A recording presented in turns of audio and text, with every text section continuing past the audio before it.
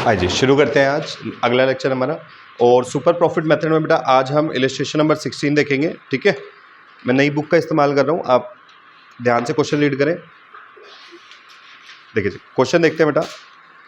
कहते हैं sir Amit and Kartik are partners sharing profit and loss equally. ठीक है, दो पार्टनर बेटा अमित और कार्तिक, और प्रॉफिट एंड लॉस कैसे बांट रहे हैं? इक्वली।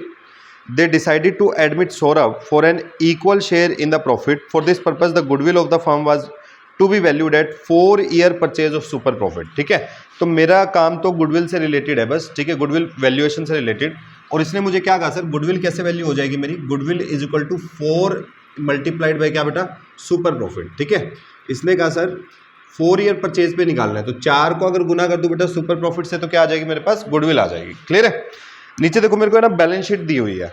बैलेंस शीट में देखो क्या क्या दे रखा है। कैपिटल दे रखी है, जनरल रिजर्व दे रखा है और क्रेडिटर दे रखा है। और एसेट साइड में बेटा मेरे को गुडविल, मशीन, इन्वेस्टमेंट, स्टॉक, ठीक है, इसके बाद डेटर्स हो गए, कैश हो गया और डेफर्ड रेवेन्यू एक्सपेंडिचर वगैरह हो गया। ठीक है, नीचे कहते हैं sir the normal rate of return is 12% per annum. ठीक है, नॉर्मल रेट ऑफ रिटर्न कितनी दे रखी है बेटा? 12% पर एनम। याद है एनआरआर, जब मैं कैपिटल एम्प्लॉयड पे normal rate of return apply करूंगा तो मेरे पास क्या आएगा? नॉर्मल प्रॉफिट आ जाएगा। ठीक है, उसके बाद कहता है average profit of the firm of the last 4 years. पिछले 4 सालों का एवरेज करके दे रखा है, तो मुझे एवरेज करने की भी जरूरत नहीं है।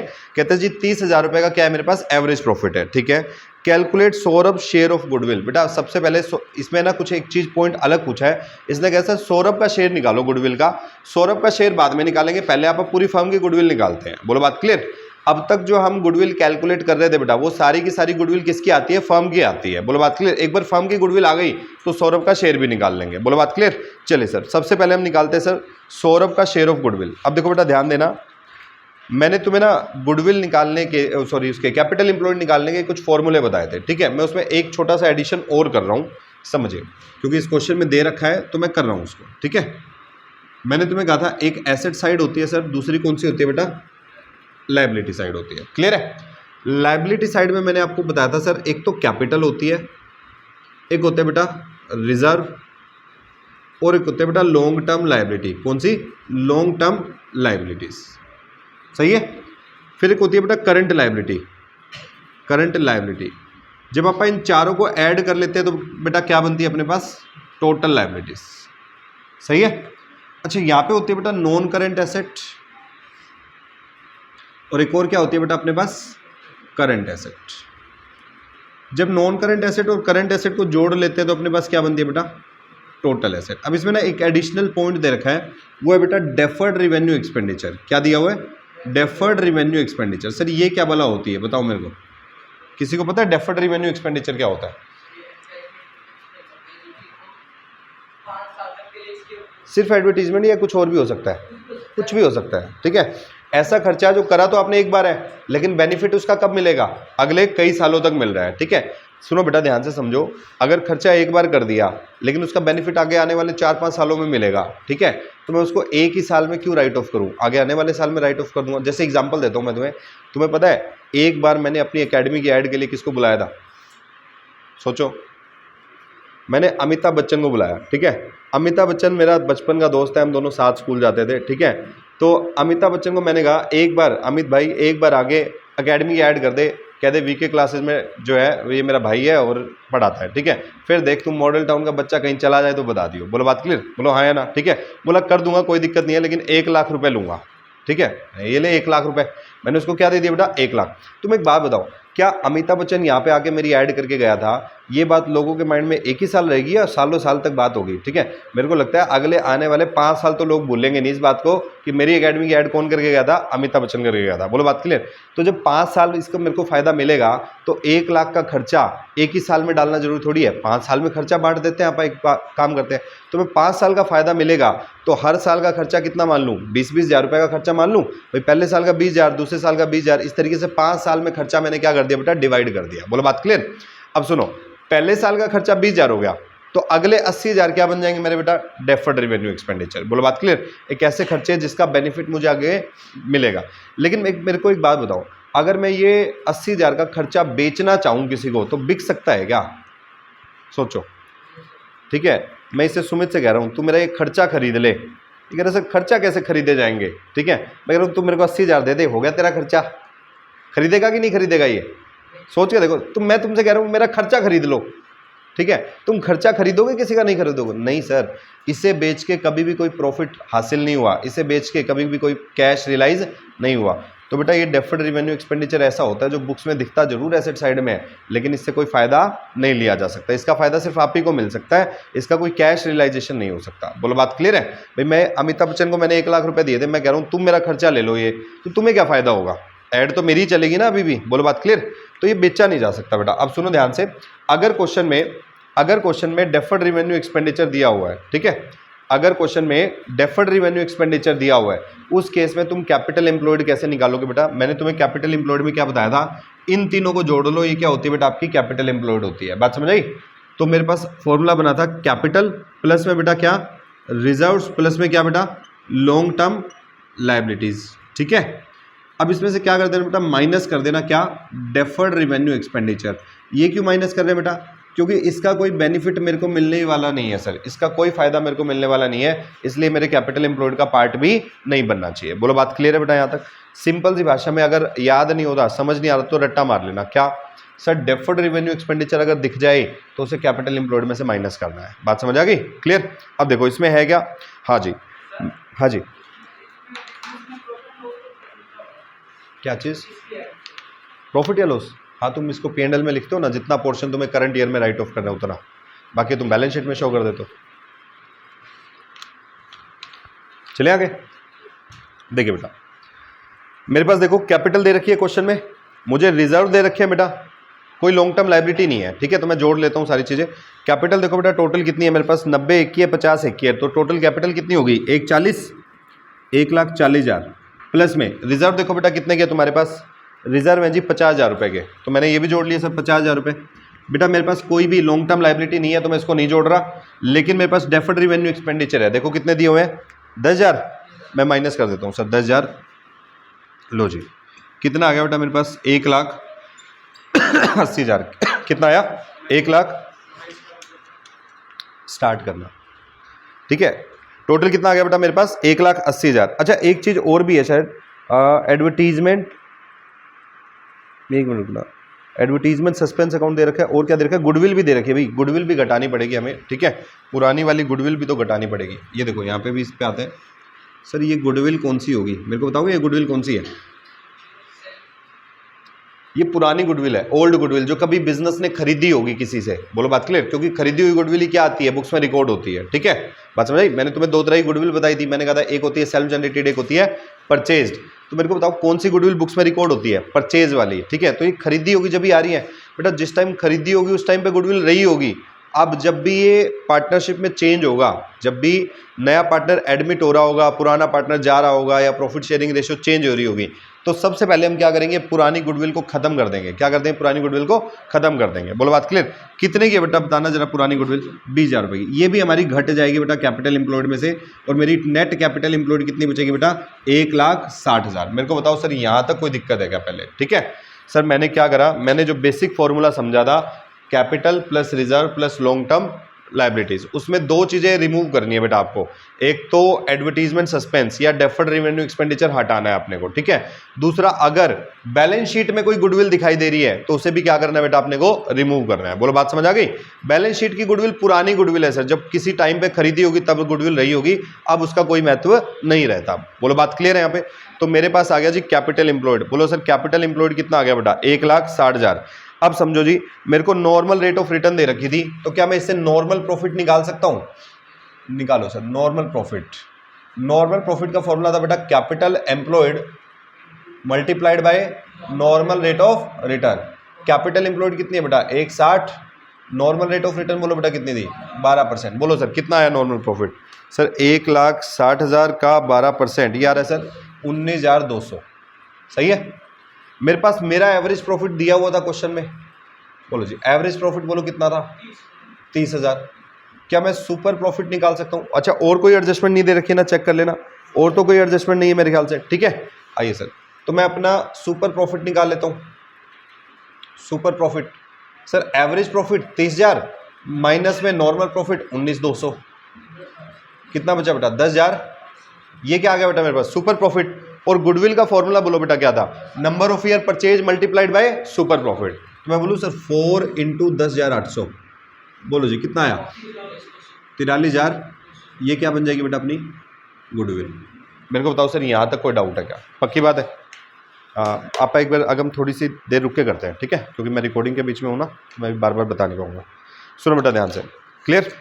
तो अपने पास क्या आ गई बेटा 43,200 की गुडविल आ गई। अब सुनना बेटा ध्यान से मेरी बात, यहाँ पे क्वेश्चन ने हमसे एक और एडिशनल चीज मांगी हुई है, वो मैं तुम्हें निकालना समझा रहा हूँ, ठीक है। क्वेश्चन ने कहा था सौरभ का शेयर बताओ सर गुडविल में कितना रहेगा। बेटा समझो ध्यान से, अगर पूरी फर्म की गुडविल 43,200 की आ गई, पूरे फर्म की गुडविल कितनी आ गई 43,200 की आ गई, तो इसमें ये देख लो सौरभ का शेयर है कितना, ठीक है, सौरभ कितना % शेयर ले रहा है, देखना जरा। कहते हैं सर सौरभ एडमिट हो जाएगा और वो इक्वल शेयर ले लेगा। इक्वल का मतलब देखो, तीन जब बराबर पार्टनर है, अगर मान लो मैं ये कह रहा हूँ सर ABC 3 पार्टनर है बेटा, और तीनों बराबर प्रॉफिट बांट रहे हैं, तो 1:1:1 में बांट रहे होंगे। तो अगर मैं ये बोलूँ C का शेयर कितना है, तो तुम क्या कहोगे 1/3, ठीक है।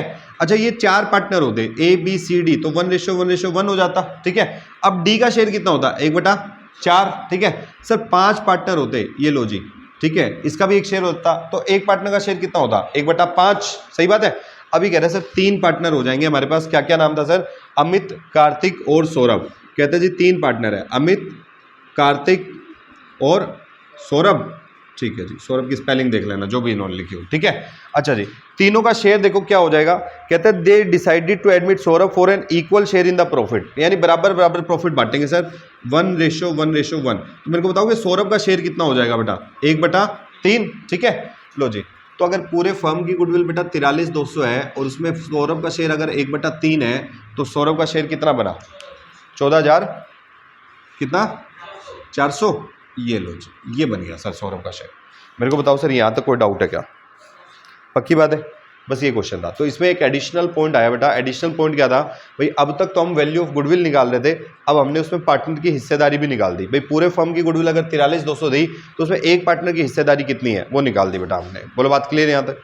कोई दिक्कत है? सर ये हिस्सेदारी क्यों निकाल रहे हैं, कब निकालते हैं, ठीक है, इसके बारे में अभी चर्चा नहीं कर रहे हम, जब टॉपिक आएगा तब समझाऊंगा, ठीक है, कि गुडविल का काम क्या होता है, तब हम समझेंगे कि ये क्यों निकाल रहे हैं हम, ठीक है। अभी तो हमें सिर्फ वैल्यूएशन करना सीखना है। बोलो बात क्लियर है यहाँ तक?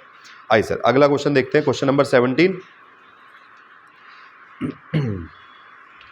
कहते हैं जी on 1 April 2023, on 1 April 2023 an existing firm had asset of 2 lakh, ठीक है। कहते हैं जी फर्म की एसेट है 2 लाख रुपए की, इंक्लूडिंग कैश 4,000। बेटा जब 2 लाख में इंक्लूड है कैश ऑलरेडी, तो बताओ कैश दोबारा जोड़ने की जरूरत है या नहीं है? बताओ फटाफट। इंक्लूडिंग का मतलब क्या होता है, ऑलरेडी ऐड है, ठीक है, और जब ऑलरेडी ऐड है तो दोबारा जोड़ूं ना जोड़ूं? नहीं सर, अगर ये बोलता ना एक्सक्लूडिंग कैश है, तो फिर मेरे को जोड़ना पड़ता, क्योंकि मेरे को टोटल एसेट निकालनी होती है सर। क्लियर है बात, समझ आई? आ जाओ जी। तो इंक्लूडिंग कैश दे रखा है सर, फिर तो कोई दिक्कत ही नहीं है। 2 लाख रुपए की एसेट है, तो मैं लिख लेता हूँ थोड़ी सी डिटेल। क्वेश्चन ने मेरे को कहा कि सर इनके पास एसेट है 2 लाख रुपए की, मैं कैश वैश नहीं लिख रहा सर, मेरे को जरूरत ही नहीं है उसकी, ऑलरेडी इंक्लूडेड है, तो दोबारा से लिखने का मतलब ही नहीं बनता, ठीक है। आगे देखते हैं। कहते हैं its creditor amounted to 10,000 on that date, ठीक है जी। यानी टोटल एसेट हो गई सर, और इनकी करंट लायबिलिटी दे रखी है।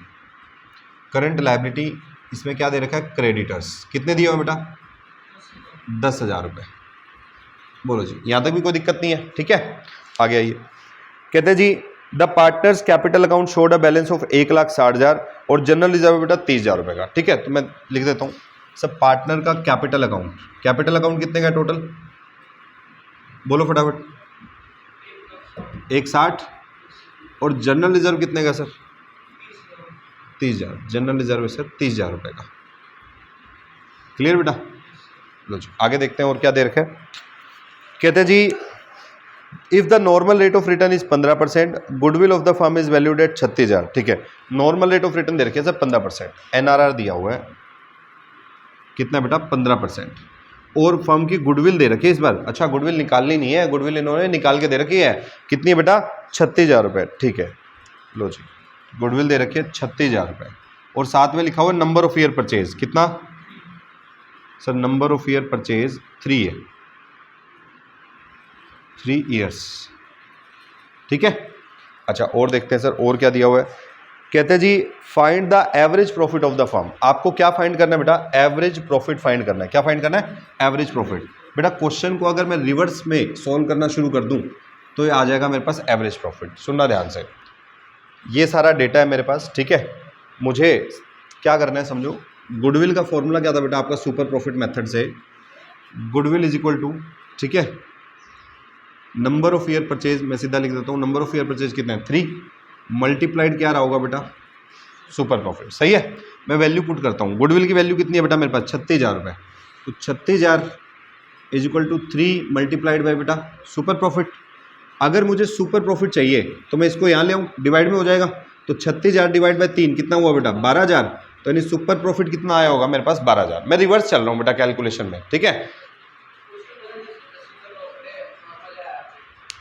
क्या नहीं पता लगता, इसने लिखा हुआ बाबू, इसने साफ साफ लिखा हुआ है, देखो इसने लिखा हुआ है goodwill is valued at 36,000 at 3 year purchase of super profit. Question ही बताएगा हमें सारी बात, सब बताएगा, ठीक है। क्वेश्चन बताएगा नहीं तो आप काम कैसे करेंगे, ठीक है।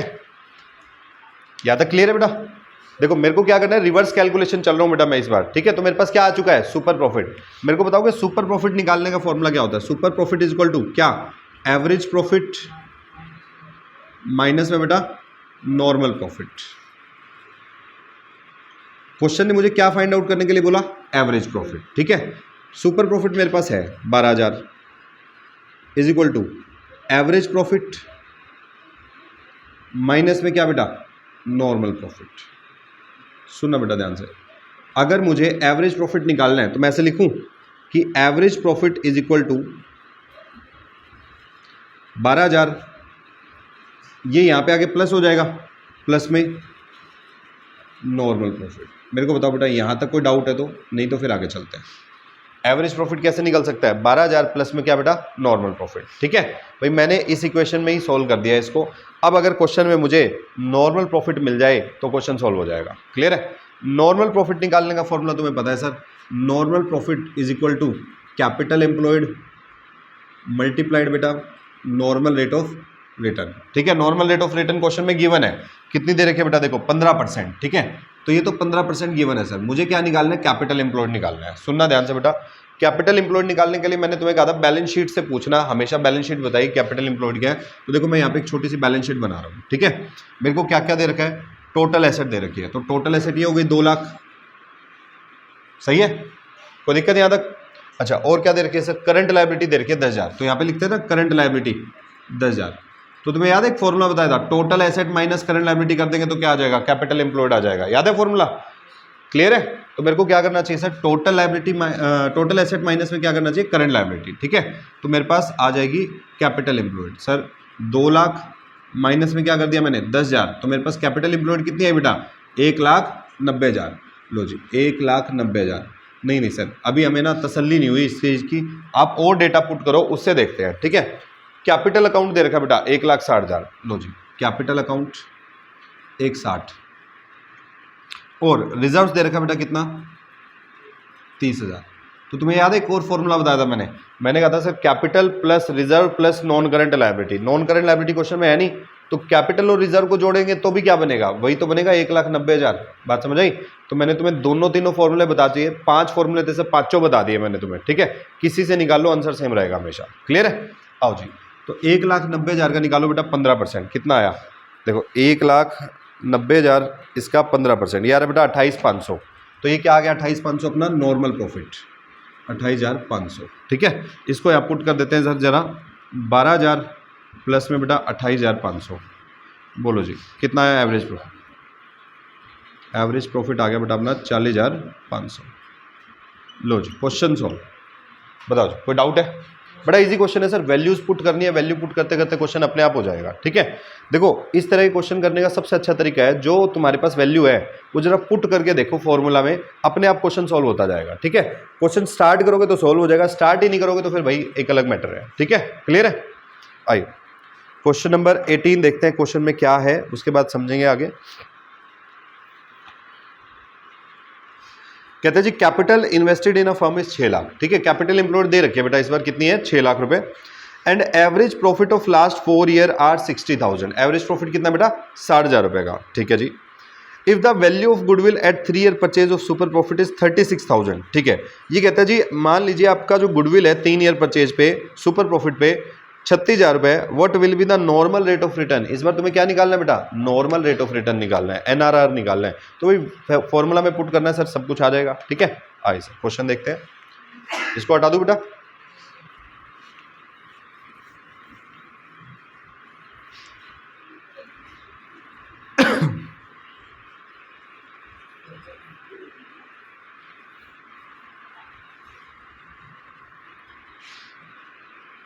जरा क्वेश्चन का डेटा देखते हैं क्या क्या है हमारे पास। कहते हैं जी कैपिटल एम्प्लॉयड 6 लाख है,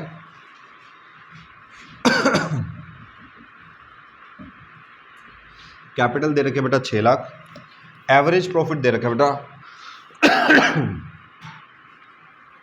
एवरेज प्रॉफिट कितना दिया हुआ है 60,000।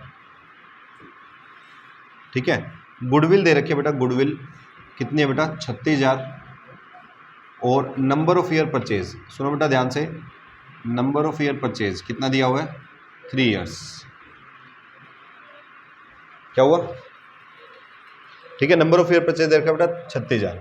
हमें क्या निकालना है, नॉर्मल रेट ऑफ रिटर्न। सही है। अच्छा, नॉर्मल रेट ऑफ रिटर्न सुनो ध्यान से, कैसे आता था अपने पास नॉर्मल रेट ऑफ रिटर्न, कोई फॉर्मूला में यूज करा क्या अपन ने, नॉर्मल प्रॉफिट निकालते हुए, याद आया। नॉर्मल प्रॉफिट का फॉर्मूला होता था बेटा अपना कैपिटल एम्प्लॉयड मल्टीप्लाइड बाय बेटा नॉर्मल रेट ऑफ रिटर्न। ठीक है, अगर मुझे NRR चाहिए तो मैं ऐसा बोलूं sir, NRR is equal to normal profit divide by capital employed. बताओ जी, ये तो सिंपल मैथ है ना बेटा, हम अकाउंट्स थोड़ी पढ़े, हम तो मैथ्स पढ़ रहे हैं। हम क्या पढ़ रहे हैं, मैथ्स पढ़ रहे हैं अब तक। ठीक है, अब तक अकाउंट्स के तो कंसेप्ट ही नहीं करे अब तक हमने। क्लियर, तो सिंपल मैथ्स है सर, फॉर्मूला में रखना है, आंसर आ जाएगा। ठीक है, अच्छा जी, मतलब मेरे को चाहिए नॉर्मल प्रॉफिट और मुझे चाहिए बेटा कैपिटल एम्प्लॉयड।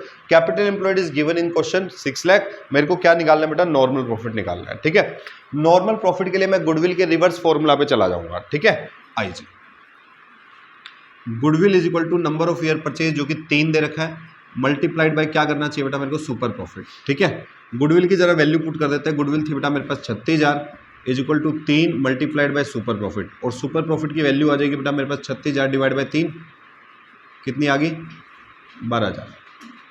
या तो कोई दिक्कत। अच्छा जी, इसके बाद सुपर प्रॉफिट निकालने का फॉर्मूला क्या होता था सर, सुपर प्रॉफिट निकालने का फॉर्मूला होता है एवरेज प्रॉफिट माइनस में क्या करते होते हैं बेटा आप, normal profit. Average profit minus में क्या करते हैं, नॉर्मल प्रॉफिट। ठीक है, अच्छा, सुपर प्रॉफिट क्वेश्चन में आया कि कितना 12,000। एवरेज प्रॉफिट क्वेश्चन में गिवन था क्या सर हमें 60,000, और माइनस में क्या करते हैं बेटा, नॉर्मल प्रॉफिट। लो जी, मेरे को तुम नॉर्मल प्रॉफिट बता सकते हो कितना आएगा, नॉर्मल प्रॉफिट आ गया सर माइनस करने के बाद 48,000। मेरे को बताओ यहाँ तक कोई डाउट है किसी को, पक्की बात। लो जी, इस फॉर्मूला में पुट करते हैं जरा, normal rate of return is equal to normal profit 48,000, capital employed कितना था बेटा 6 लाख। अगर परसेंटेज में कन्वर्ट करना हो तो इनटू क्या लगा देंगे बेटा 100। ठीक है, देखो सर आंसर देखो कितना आ रहा है। ठीक है, करके देखना sir, 48,000 divide by 6 lakh into 100 कितना आया 8%। लो जी, ये आंसर आ गया अपना। बताओ सर कोई डाउट है क्या, इजी है ना, टॉपिक बहुत आसान है, बहुत ज्यादा इजी है। ठीक है, देवता टॉपिक है, देवता। ठीक है, ठीक है, तुम जिसको आरामी समझे वो क्या निकला, देवता निकला ना। ठीक है, बहुत इजी टॉपिक है। हम लग ही नहीं रहा सर प्लस 2 में पढ़ रहे हैं, लग रहा है क्या, बहुत इजी चीज़ है सर। ये तो अगर 9th क्लास के मैथ्स के बच्चे को भी सिखाएंगे तो वो भी समझ जाएगा। इससे खतरनाक फॉर्मूले तो सिलेंडर के, पैरामीटर के, इनके थे ना। ये तो कुछ भी नहीं है सर, अकाउंट्स क्या है, मजा। अरे समझो तुम, कुछ मुश्किल थोड़ी है। देखो अभी जो अपन कंसेप्ट पढ़ रहे हैं ना, ये कंसेप्ट 6 नंबर के क्वेश्चन में बस एक पॉइंट के रूप में आएगा, एक पॉइंट आएगा जिसका तुम्हें 1 ही नंबर मिलेगा। ठीक है, लेकिन ये डिटेल में इतना सीख लो कि वहाँ पे अपना 6 नंबर का क्वेश्चन नहीं अटकना चाहिए किसी भी हालत में। बात समझ आई, क्योंकि वो 6 में से 6 चाहिए हमें। ठीक है, बात समझ आई, 6 में से कितने चाहिए, पूरे 6 चाहिए, उसमें 1 नंबर नहीं कटना सर अपना। सर एडमिशन, रिटायरमेंट, ठीक है, डिसोल्यूशन में से पक्का तुम्हारा 18 से 20 नंबर का काम आएगा, और वो मेरे को चाहिए हर हालत में। पूरी बुक 40 नंबर की आएगी, मेरे को ये 40 में से 40 स्कोर करवाना है, समझ आया सर। 80 नंबर के पेपर में 40 नंबर की बुक अकेली पार्टनरशिप की है, 50% सिलेबस कवर करता है, ठीक है। बाकी दोनों बुक में 20-20% है, ठीक है। उसमें तीसरी बुक जो तुम्हारे कईयों के स्कूल में चल रही होगी, ठीक है, cash accounting ratio cash flow वाली, ठीक है भाई, वो बुक है ना हद से हद टोटल मार के वो पूरी किताब ही 20 दिन में पूरी हो जाती है, इससे ऊपर का काम नहीं है उसका, 20-22-25 दिन में, ठीक है। इशू शेयर वाली बुक है जो सेकंड बुक आएगी तुम्हारी, वो बुक में 3 चैप्टर में से एक ही चैप्टर करने लायक है। अगर वो एक चैप्टर मैंने तुम्हें समझा दिया तो तुम्हारे 20 नंबर पक्के हो गए, समझो, उसी चैप्टर में से कवर हो जाएगा। दिक्कत कहाँ पे आती है? पार्टनरशिप में, क्योंकि इसमें 5 चैप्टर है, पांचों में कैलकुलेशन अलग है, समझा? तो इसकी प्रैक्टिस सबसे ज़्यादा जरूरी है बेटा। पूरी एनालिसिस मैंने कर रखी है, ठीक है, पूरी डिटेल मैंने पढ़ी हुई है, हर साल के पेपर मैंने पढ़े हुए हैं, ठीक है, सैम्पल पेपर मैं ला के दूंगा, ठीक है। तुम्हें क्या करना है, बस ये बुक कवर करने में मेरी हेल्प करनी है, इसका एक भी सिंगल क्वेश्चन नहीं छोड़ना।